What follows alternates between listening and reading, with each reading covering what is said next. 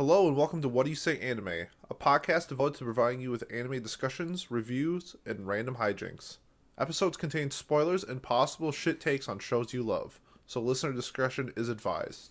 If you are a fan of the show, please consider liking, subscribing, or if you are on Apple Podcasts, leaving a review, as this is the most effective way of growing our channel. We are also on Twitter at What Do You Say Annie, that's What Do You Say ANI on Twitter, where you can stay up to date on the podcast between episodes. So without further ado, let's get started on today's episode.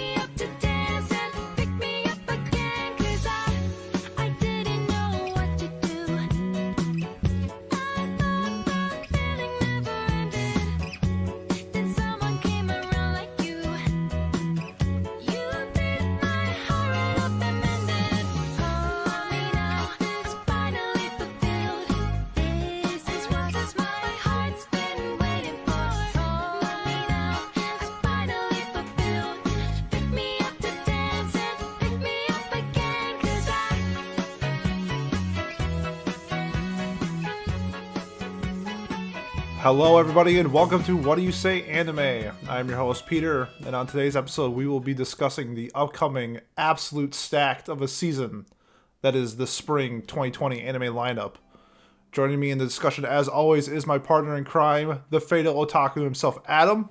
Adam, how's life been since the recent self-quarantine that most of us have self-implemented in our daily lives? It has its ups and downs. It's really easy to get to work nowadays because there's no traffic out on the roads. But my gym is shut down, so it's been making working out pretty hard. Yeah, but it gives me time to, I guess, sit down and watch stuff, catch up on my gaming collection and anime that I'm behind on. So there's that. Yeah, so I recently resorted to working from home full time, and that resulted in me starting One Piece. So I am 21 episodes into One Piece.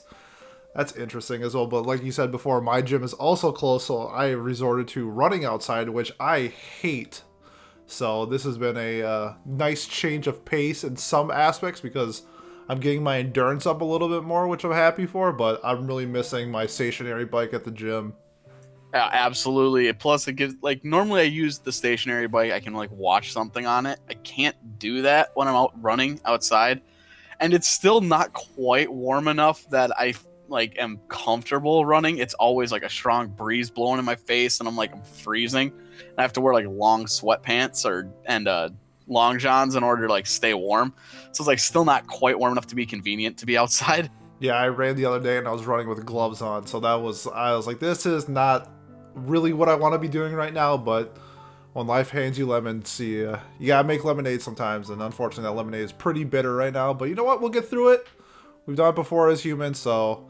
But luckily for us, in self-quarantine, we are handed a gift in some sort of the absolute stacked spring 2020 season, which we will be previewing today on this episode. I know there's a lot that we have to go through, and there's so many shows that we want to watch that this podcast would have been 3 hours of all the shows we're going to watch. But we're breaking it down into 15 shows that for sure we're watching. And we left some off that are probably going to be one of those shows where we'll do the 3 episode rule and see if we continue with it. But these are the shows that we are more than likely going to be watching multiple episodes. We have high aspirations for. So let's get started with my most excited show of not even spring, but in the entire year. And that is my teen romantic comedy snafu. So Adam, I know that I've seen a lot of it. You've seen a lot of it. Tell me what you like about my teen romantic comedy snafu.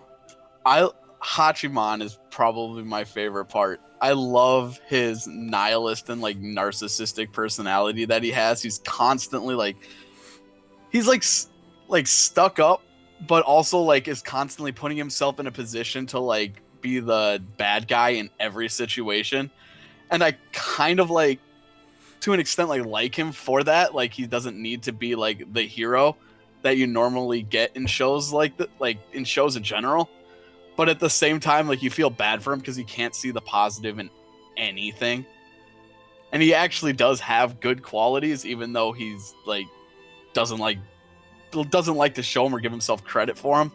I don't know. I think he's a great character. He's not a protagonist you normally get in other shows. Yeah, like you said before, he has those qualities that you don't normally see, but I think as you've progressed through season 1 and season 2, which I have now seen 6 times, I recently watched the dub of this show, which was pretty good. I think the sub is just overall generally better on this show, but and all of anime, I'm a big fan of like character development, and just I want to see that person grow throughout the show. And I think Hachiman is either number 1 or number 2 all time for me in terms of character development. It's between him and Tsukishima from Haiku.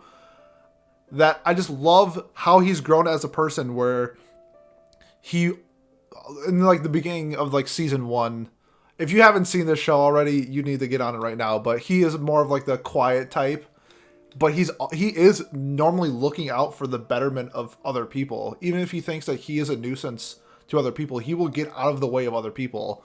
And that shows like a good quality in him, but he just does it in like a negative way that's not really healthy for like his psyche and everything like that. And as the show goes on, you see that character development. And this is one of those seasons where I just assumed this would never happen. So I unfortunately like read the spoilers, and we could discuss that at a later time, but this is one of those shows where there are 3 girls there's 2 pretty prominent girls in the story, and there's one girl who's kind of like the wild card, I'd say. So you can kind of say that this is like a 3-girl race in this type of show. And my girl didn't win, unfortunately, which is okay. But it's just one of those shows where you're going to be picking a best girl, and you're going to have a lot of fun watching these characters, not just Hachiman, but the other characters as well, grow. And it's one reason why I absolutely adore the show. Yeah, when I think about the show, I always go back to the roof scene where he's confronting the was it the president of the student council or whatever, or the chair, who was like in charge of running the event. They're putting on an event, and she's like in charge of running it, but she's like this like she's a narcissist, she's like him, the bratty but she girl, right?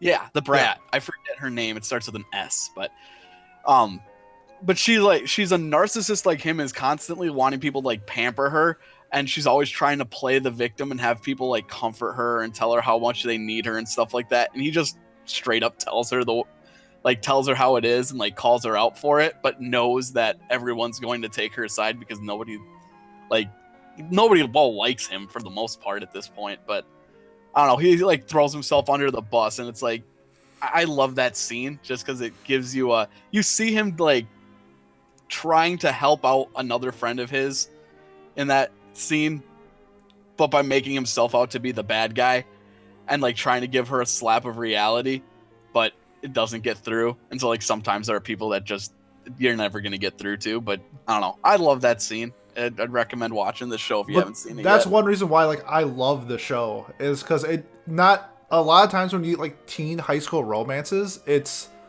really straightforward and everything is really predictable, and this show is not like that. And you have a main character that a lot of people do not like, but like it's just one of those things where it's like a different side of, you can see it from his side, but you can also kind of see it through other people's eyes of why they don't like this character at all. But it's really nice to see like the growth between mostly the 3, between Yuki and I forgot the pink hair girl's name.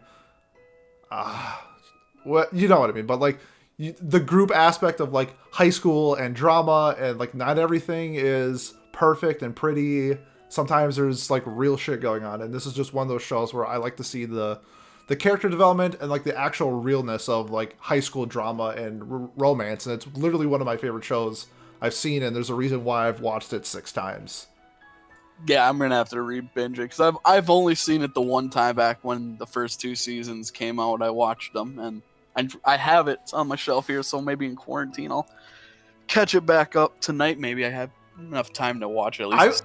I know I just said I kind of contradict myself. I would kind of maybe try recommending watching it the dub and seeing how you like it. It's on High Dive, so if you have VRV or High Dive, check out the dub. It's not the I just think the sub is fantastic, but I think the dub was actually did a really good job, and it kind of gives a different feel to the story as well, just based off of characters, like the lines that they use and the tones that they set. So it's just a different, it's kind of like a different type of show with the dubbing, but I definitely recommend it. And yeah, check it out if you're a fan of like romance, comedy, slice of life drama. It has all of this into one, and not to mention the amazing character development. So let's stop gushing on teen romantic comedy snafu, and we'll get into my winner for comedy of the year from 2019. This is the sequel, and that was Love is War Season 2. Now, Love is War is a different type of rom-com, where if you haven't seen Season 1, it's the premise is the two main characters know they like each other, but their game that they're playing with each other is that whoever confesses to the other person loses, essentially. So they're playing like a mind game of trying to get the other person to confess, and different hijinks just involve.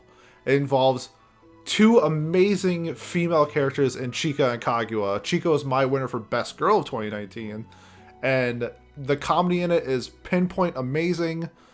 I love everything, the little skits that they go with it. Each episode is broken into maybe like 6 to 8 minute, I'd say like skits or just situations that happen, and there's usually 3 per episode. So it's a really fun, easy, lighthearted, like romantic comedy. Adam, do you have any thoughts on Love is War Season 2? I think you pretty much covered it. It's really funny, like, and the characters they're great characters. It's like pretty much like a 3-person cast for the most part. You get Chika, Kaguya, and I'm so bad with names. I forget the main. The president, or the president. Yeah, they're probably the weakest of the 3, but like the hijinks and the mind games that they try to play with each other, it's a blast to watch. Yeah, Definitely. And it's like you were saying, it's broken up in each episode into like little chunks, so you can even watch it like piece by piece. Like if you're on like a 15-minute break most people aren't gonna have breaks at work now, but if you're ever on like a 15-minute break, you can watch like half an episode and you'll get like a short little skit that's just a perfect beginning, middle, and end. So yeah, definitely check it out. Yeah, if you've ever seen, I know some other people have seen The Disastrous Life of Psyche K, how that's kind of the comedy that's broken up into segments in each episode. It kind of has that similar premise. So really easy, like 6 minutes if you want to just like, if you're you're in the bathroom or something like that. So really easy watch. And it is mostly comedy.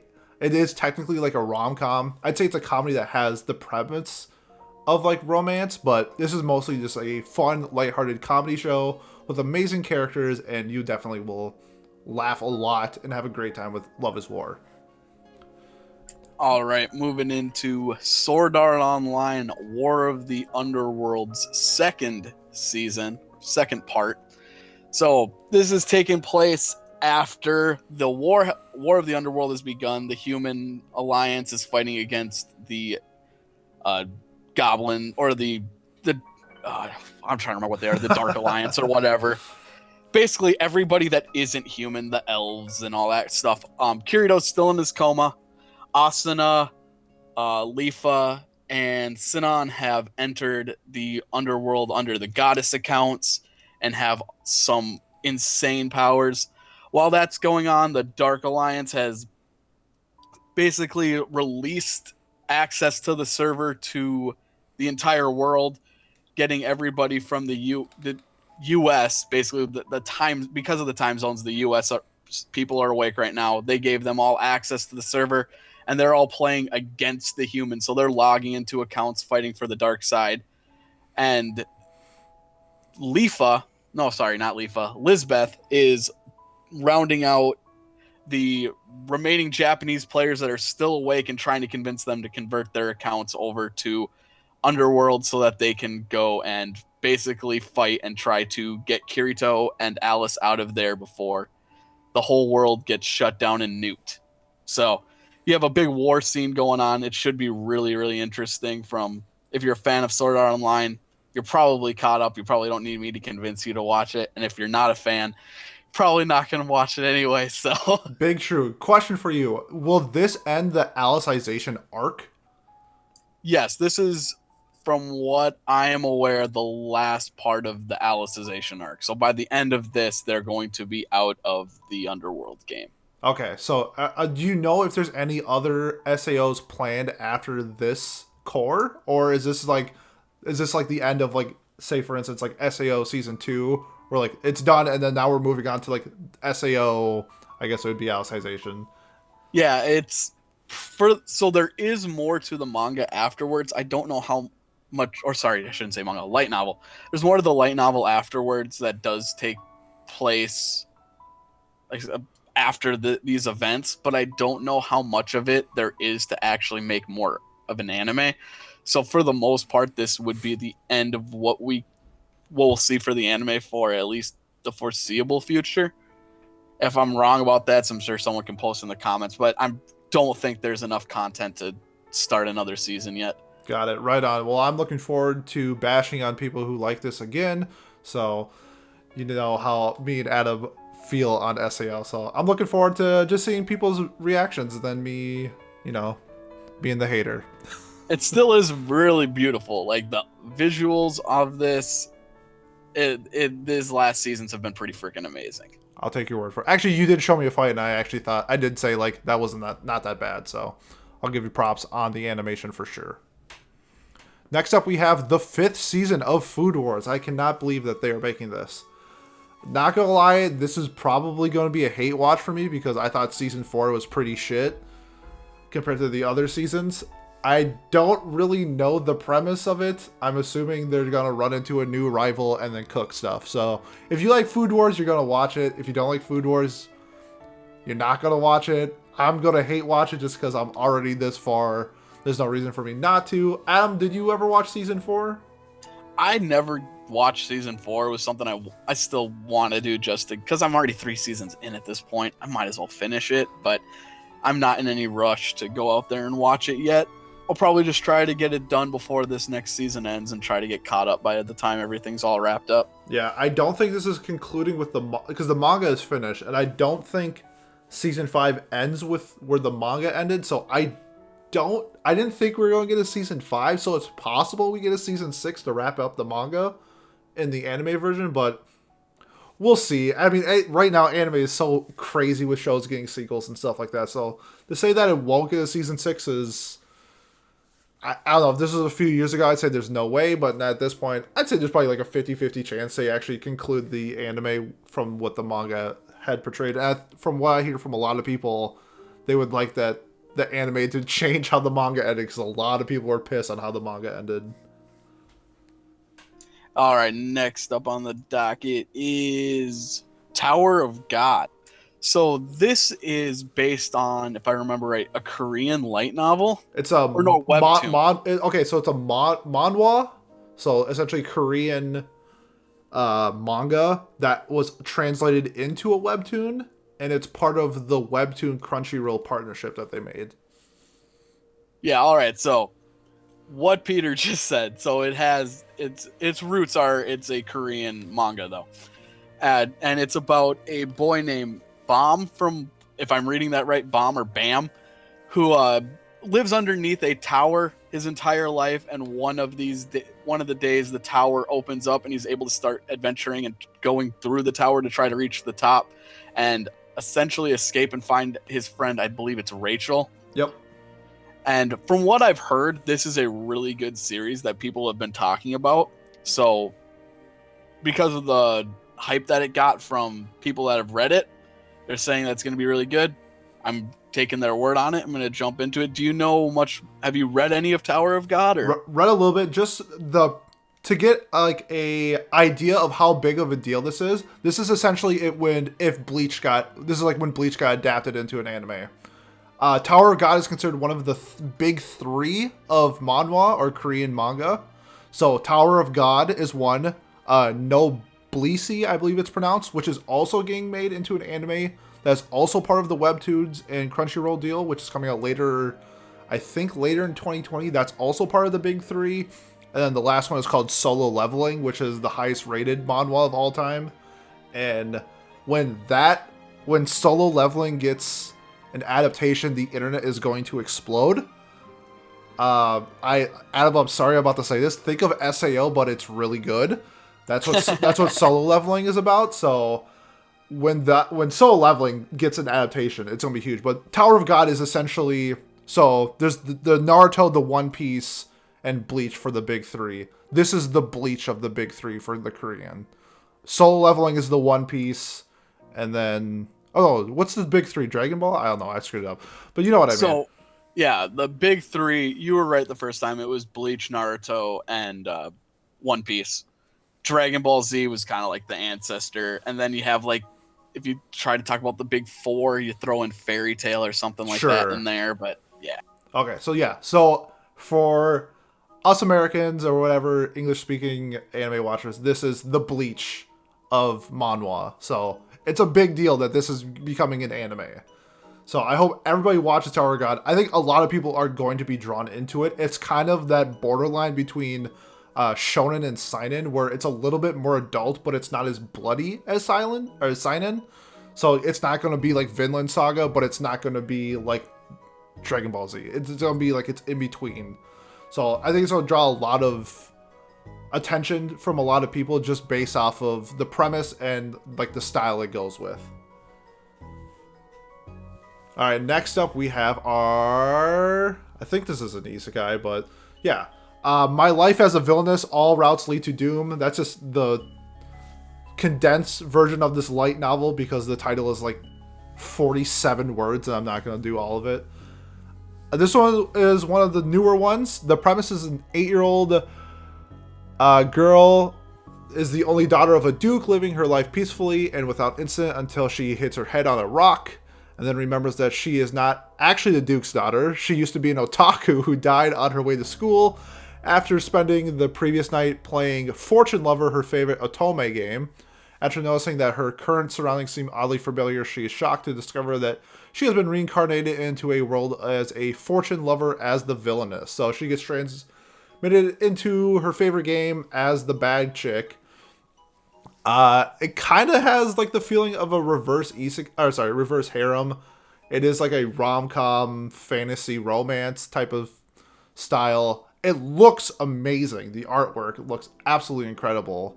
So I know I'm pretty excited for this one. It's not like my number one. It's just this season's packed with rom-coms.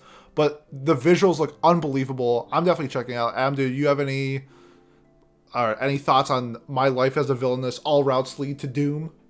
So I used to play a ton of visual novels, and I have a huge collection of them on Steam that I don't play enough of. I just don't have time. But like, I love the idea of being teleported into a like visual novel story and having to like be the bad guy so basically, yeah, from the title you can already tell that she's all routes lead to doom. There is no happy ending for her, but trying to avoid that fate is pretty much the I just think it's a pretty cool idea. Like, you don't really see a lot of this style of playing the bad guy. It's kind of like the Overlord, but for a visual novel, I guess. Sure. Yeah, I'm really sold on, because of right now we have the Bofuri anime, where I'm a big fan right now of just like cute girls and funny situations. And this show just looks like a cute girls, cute animations doing funny stuff. So I'm sold. It's probably not going to be a 10 out of 10 show, but it definitely looks like the type of show where I would just like sit back and relax and watch. And that's the kind of vibes I'm getting from it. All right, next up we have the second season of Fruits Baskets.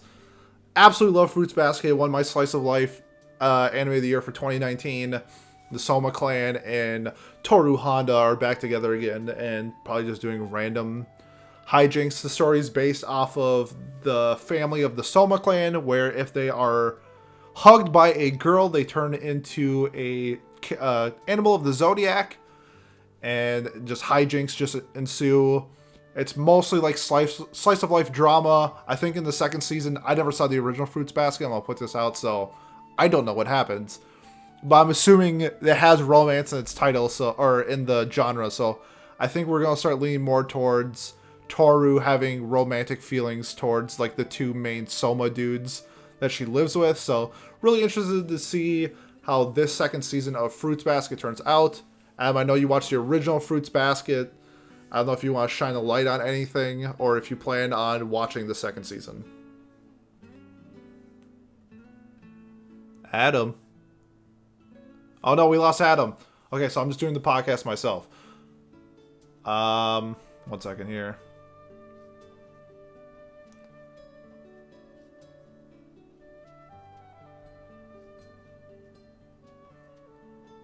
Adam, are you there? Can you hear me? Okay, we had some technical difficulties, but we're good now. All right, could hear you and I was talking and my mic was lighting up, but I wasn't seeing anything. Part of podcasting is having technical difficulties, but we're good. All right, so yeah, you're pretty much spot on. There's definitely going to be a much more of a romantic vibe going on in this next part, and I'm definitely going to watch season 2 because this is one of my favorite shows from when I was in high school. It was one of the first shows I watched when I started like watching anime, knowing it was anime. Mm-hmm. So, yeah, I'm definitely going to be giving it a shot. Did you watch the remake of the first part of this season of Fruits Basket? Yeah, I did. Okay, right on. Awesome. Well, yeah, I know. I'm looking forward to it. It's probably going to be the front runner for Slice of Life of 2020 since Laid Back Camp got delayed to 2021. So, looking forward to Fruits Baskets Season 2. All right, next up we have Wave Listen to Me. This is of a girl named Kota Minare. And one day she's at a bar drinking and she starts spilling her heartbroken woes to someone she's talking to at the bar, only to discover the next day that her voice is coming out of the radio and her whole story was recorded. So she gets all angry, runs down to the station and demands that they put a stop to it. And the station director tricks her into basically doing a little talk show explaining what was going on in the dialogue. And she does such a good job that she ends up getting a job at the radio station. I really like the look of this show. I really like the idea of like a radio, like comedy about a character getting in a radio. It's not a genre we really see a lot about. And now that we're doing a podcast about anime, it kind of tied into something I was interested in. And watching the PVs that they have, there's a really interesting little like vignettes that they play where like aliens are attacking and she's like riding a bear and stuff like that. So like I'm interested to see where the stories go because they're not always going to be about her life from what I can tell, or else she has a very active imagination. So I'm really interested just to kind of see where the story goes. Yeah, I'm looking forward to it because it is a sign-in comedy, and we haven't really had many sign-in comedies like in the last, I don't know, couple of years. The last one I can honestly remember is Gray and Blue from, I think, 2018. So this is going to be a much more adult-themed comedy. So I'm a big fan of anything that's adult-themed. I can get away from the high school hijinks. So really looking forward to Wave Listen to Me. I hope it's as good as I've heard. I know one person who's read the manga and she likes it a lot.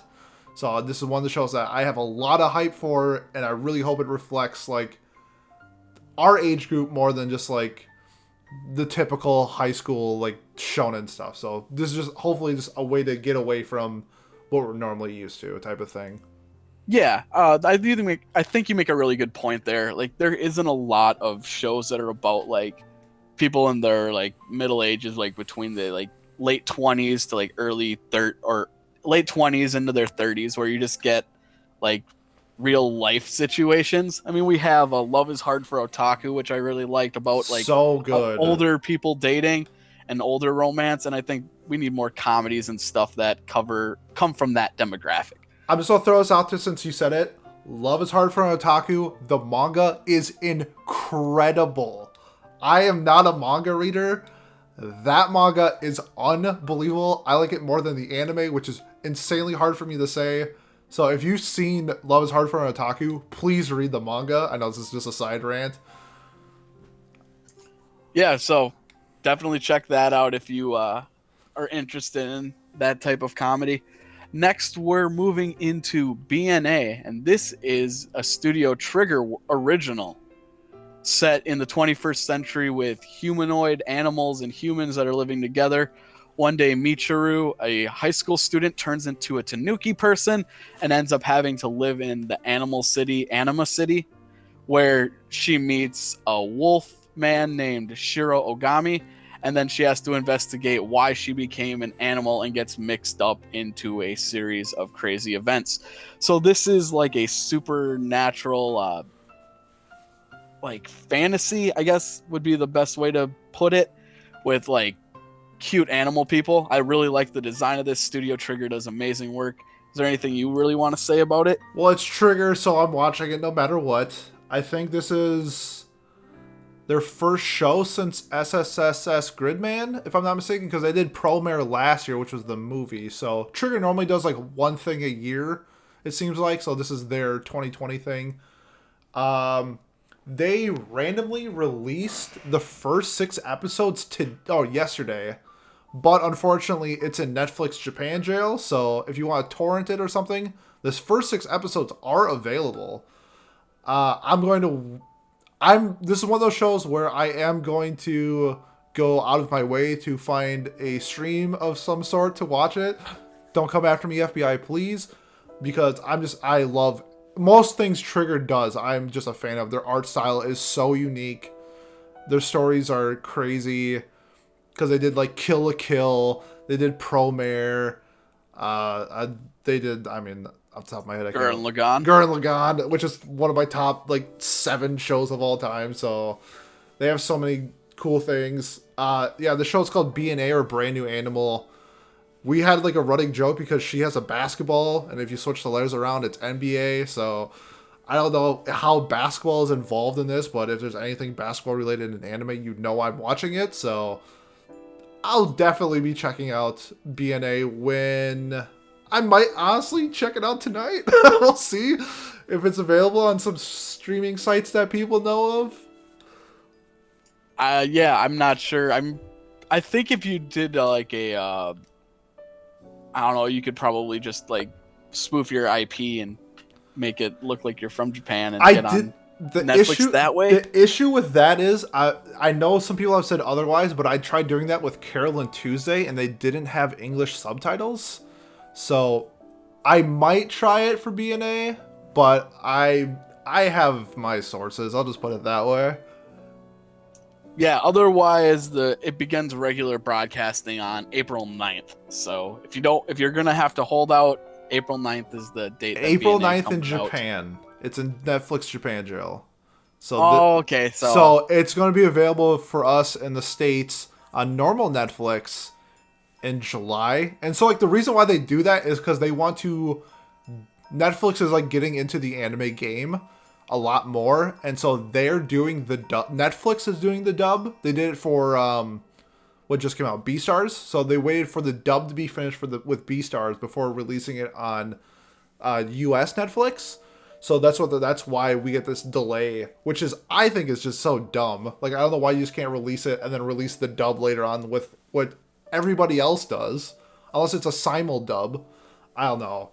Netflix has some I have some conspiracy theories on what Netflix is going to do this year, so it's just a matter of time before they start buying out production studios and making their own anime. That's my conspiracy theory. Don't tell anybody. Okay.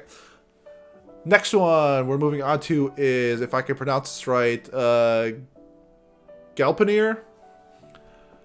What does it consider to be a monster? A horrible blood-sucking vampire? Frankenstein's creation? Sushi Kagaya has a secret. Other than having great grades and being skilled in sports, he isn't what one would call normal. In fact, Suichi can't even be considered a human.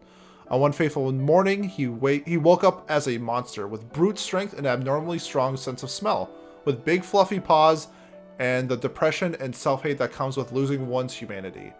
His life was suddenly flipped upside down. Claire, the girl he has decided to save, now holds a secret over his head. Claire is a sadistic and utterly twisted girl with no sense of empathy towards the lives of others. Before meeting Suichi, she was in search of monsters, hoping to find her monster sister.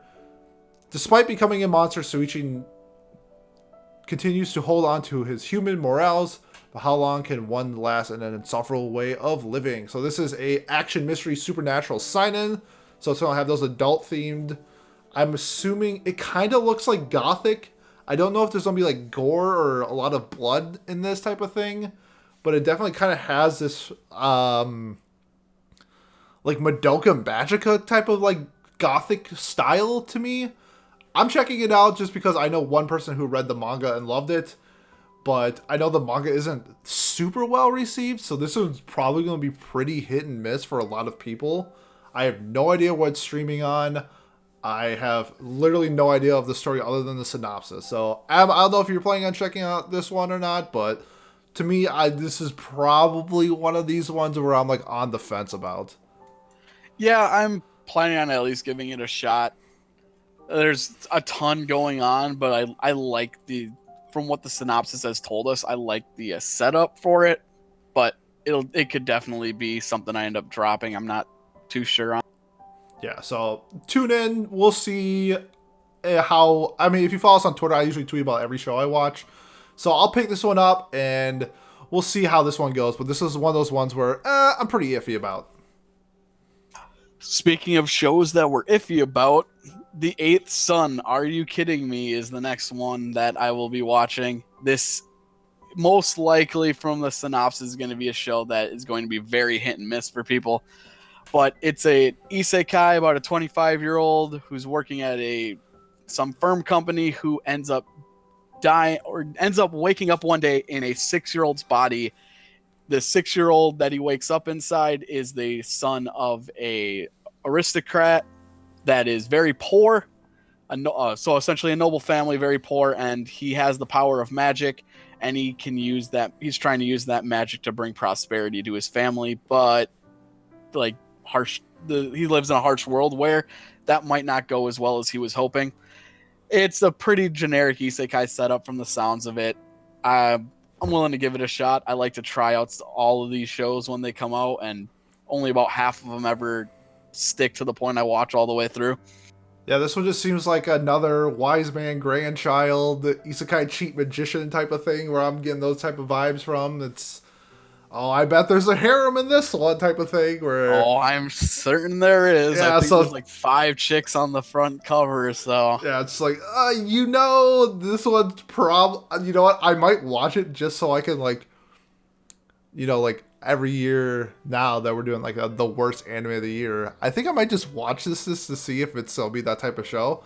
I hope I'm surprised. I hope it's more of a how not to summon a demon lord and not a wise man grandchild type of show, but we'll see. I will watch 3 episodes of this show probably, so it's isekai, so I'll check it out. Yeah, I'm not holding it up and thinking it's going to be great, but I'm willing to give it a shot. All right, next up we have hopefully not another Cinderella 9, and that is Tamayomi. It's about the main character is a all-female baseball team, and the main character is a pitcher with a magic throw. So it kind of sounds like Ace of Diamond, where the dude can throw the ball like 1,000 miles an hour.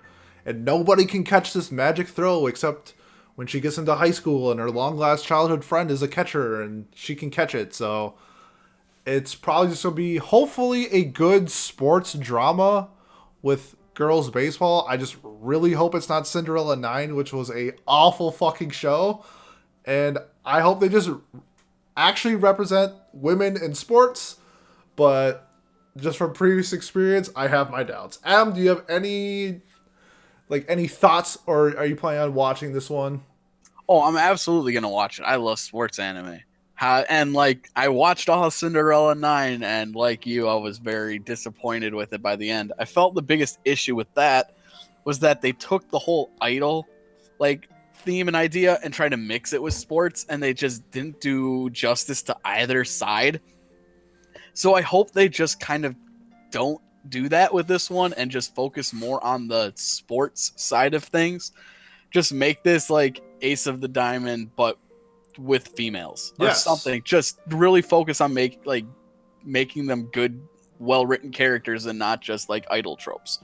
Like, I love idol shows, don't get me wrong, but I just don't think it mixes well with sports, because the thing that sports anime do so well is like deep character development and like bonding, and the idol shows is just more about being cute. Yes, it's okay for the shy girl to be good at baseball. She doesn't have to be the worst player. It's okay. Exactly. It's okay for tropes to have other qualities in their life, and that's all I'm asking for. You can have the tsundere shortstop. I don't care. Like, just have an actual representation of girls playing baseball. That's all I ask. Absolutely. And next, talking about females in anime, we're going into art, which this one really intrigued me based on the setup. It's about, I believe, set in Florence in the 16th 16th century. century Yep. Renaissance era. And it's about a girl who loves art, but because of the generations she's living in, it's not positive for a woman to be doing art. Like, they're basically not allowed to. But she's basically going against like popular society and like trying to pursue a career in art. And I think that's a great setup. I love the visuals of it. I love that from the looks of it, it's supposed to be like history based, which I don't think we get enough of. Shows that take place in actual like real life history and not just some like made up thing. I think that's one thing Vinland Saga people like about that, is that like there's a basis in reality there. Yeah, it's also not set in Japan, which was really most times that when I watch animes that aren't set in Japan, they're like really good. Like you said, Vinland Saga was an accurate portrayal of like the like Norway, Denmark, United Kingdom area, and I thought they did a fantastic representation. You have Bakano, which is a 1930s mafia in Chicago. Like, you have these great animes set in not in Japan, especially in different time periods. So I literally learned about this show today, and when I read it, I was like, yep, this is definitely a show that I could get into. Anything adult themed, I'm probably watching it. So I don't like the fact that her name is Art, and it's about her being an artist. That just seems lazy to me. But other than that, like, I don't have any gripes forthcoming of this show. So I'm really looking forward to this show. Next up, we have a show. I'm pretty sure I was the only one who watched it, and this is the second season of Ascendance of a Bookworm. And this is a slice of life isekai, which kind of got into a different turn of events towards the end of season 1. I'm not going to do any spoilers, but it's essentially about a girl who dies and she gets reborn, but her whole life she just wants to be like a librarian, because that's what she was in her former life. And she enters a world where books are more expensive than gold. Nobody knows how to write, really, so it's just her trying to like overcome being poor and trying to add literacy to the world. Very different, unique take on the isekai. I thoroughly enjoyed season 1. It was like a solid 8 out of 10 show, and it ramped up towards the end where I think season 2 is going to be incredible. So if you're a fan of like isekais and slice of life, I definitely recommend it, because there's not many shows that are like this. So check it out. I'll do a review down the road of this second season, but if you're a fan of those genres, please check out Ascendance of a Bookworm. All right. And the last one for me that we're going to be talking about is Kakushigoto. I think is how you pronounce it. Yep. It's English name Hidden Things, which I don't know how that even ties into this. But the story is about a father who is taking care of his young daughter Hime and trying to protect her from the world. But his profession is he is a professional. He's a manga artist, but he does vulgar manga. So he's trying to like raise his daughter, but keep her away from that side of the world that he has to live in his daily life. It's supposed to be a comedy and a slice of life type of. I think it's technically a shonen, so like we're gonna get more childish jokes out of this, but it seems like an interesting concept. Yeah, it seems like a less ecchi version of Ao-chan Can't Study from last year. It does look, I know the title could look a little confusing. The English title is called Hidden Things, so if you just remember it by Hidden Things, that might be a little easier to remember than Kakushigoto. I think that's how you pronounce it. But I mean, father-daughter stuff, I'm a sucker for it. Like Sweetness and Lightning, sucker for it. So this is another show where I'm a sucker for it. Like, I don't know how else to describe it. This show looks beautiful. The animations look so good. I think this is going to be one of those under the radar ones. I'm going to be telling everybody to watch it type of thing. I don't know if it's going to be a short, though. It kind of looks like it's going to be a short. Yeah, I guess I get that I could get that vibe from it. I wasn't thinking that going into it, but it wouldn't surprise me if it did turn out to be a short. I did a little bit of research, and it doesn't look like there's that many chapters. So that's why I feel like they're not going to be able to adapt a whole lot of this. So I think this might be a 12-minute show, and if it is, that's perfectly fine. But I'm just a sucker for like father-daughter stuff. I know it's gonna be like, hey, guess what? The mom died in a car accident, and now we have this single father. So I really wish it wasn't gonna be that trope, but I know it's going to be. But it is what it is. I'm looking forward to like I said before, adult-themed animes. I'm glad we're getting a lot this season. Yeah, and this is only like a small part of what we're actually planning to watch. Like, I have 19 shows that I was planning, and we're only talking about 15 here. Yeah, we're not even including movies from this season, because we got the Digimon movie, we got the Violet Evergarden movie, we have... What else is on here? We also have the awful CG, what's it called? Ghost in the Shell that's coming out on Netflix. That's going to be a train wreck, probably. We have the Oresuke OVA. We have Evangelion 3.0+1. There's a lot of stuff jam-packed into this season that we couldn't get to. And if we're going to be in quarantine, this is going to be a really good season to watch anime. I hope. I should put it that way. We also have the Digimon Adventure reboot show. Oh, that's for right. 2020. I forgot they're doing that. That's this season too.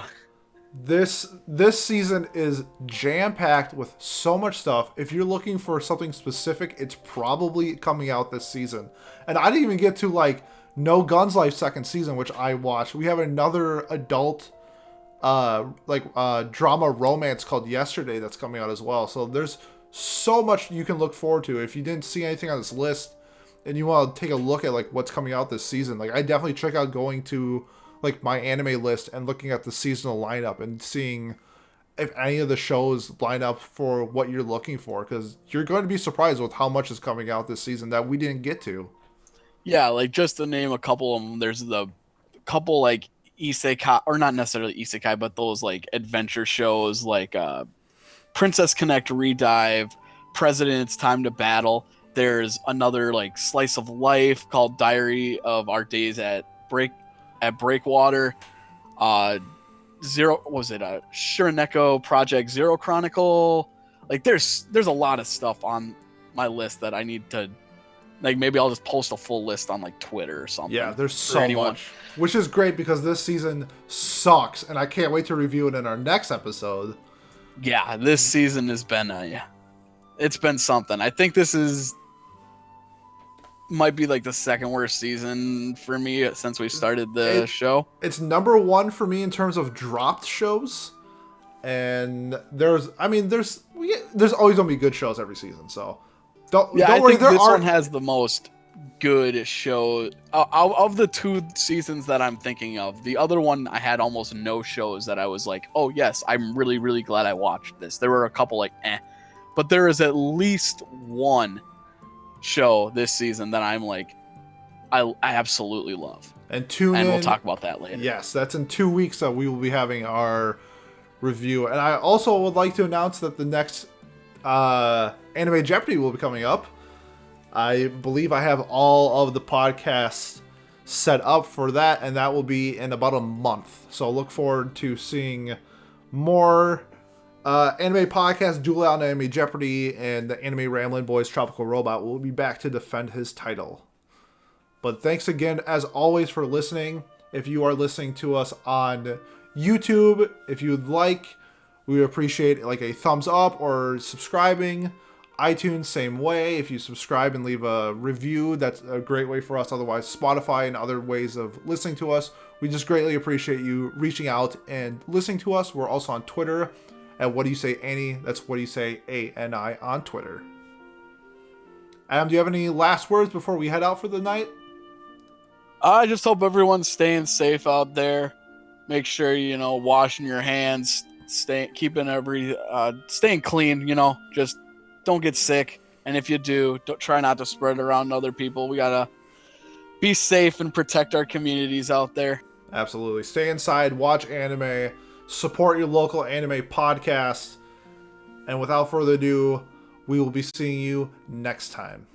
Thanks again.